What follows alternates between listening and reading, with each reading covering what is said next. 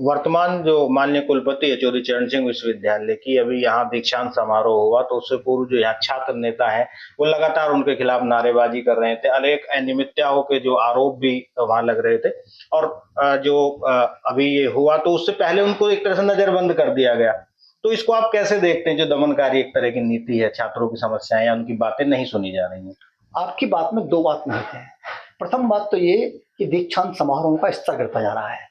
दीक्षांत समारोह का प्रोटोकॉल हुआ करता था, इस समय काम होगा, कलाधिपति आएंगी, शोभा यात्रा होगी, मेडल वितरण होगा, लेकिन अब वो केवल सांस्कृतिक कार्यक्रम से रह गए हैं, उनका कोई स्तर बचा नहीं है। नंबर 2, छात्र प्रतिनिधियों को या छात्र नेताओं को, छात्र संगठनों को अगर अपनी महामहिम गवर्नर से मिलने की अनुमति न दी जाना, ये अपने आप में इस बात का द्योतक है कि कहीं हम इमरजेंसी तो नहीं बढ़ रहे हैं। अगर हमारी गवर्नर छात्र संघ के लोगों से छात्र मिल लेती तो इसमें कौन सा पहाड़ टूट जाता, ये अपने आप में अलग बात है।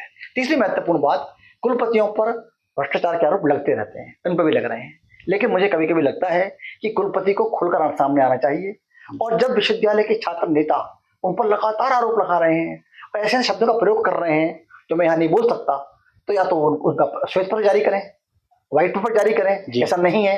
और अगर वो गलत कर रहे हैं तो उन छात्र नेताओं के खिलाफ मानहानि का केस सेशन कोर्ट में दाखिल होना चाहिए कि वो हमारे कुलपति को बदनाम क्यों कर रहे हैं।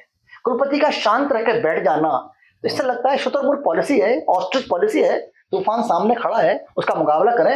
अगर मेरे खिलाफ कोई आदमी आरोप लगाएगा तो मैं उसका मुकाबला करूंगा जी, लेकिन कुलपति का उन पर जवाब ना देना और कुलपति कार्यालय में जिस तरह पिछले दिनों छात्र नेताओं ने गुंडागर्दी करी और बिल्कुल बांग्लादेश की तरह उनके सोफे पर लेट गए, उनके काजू खाने लगे, उनके टेबल पर बैठ गए, उसके बाद भी वो छात्र नेता आज तक गिरफ्तार नहीं हुए। शिकायत अज्ञात के नाम पर हुई और जो छात्र नेता वास्तव में छात्र मुद्दे उठा रहे थे उन पर केस लगा दी गई। ये जो विरोधाभास है ना, ये अपने आप में चिंता का विषय है।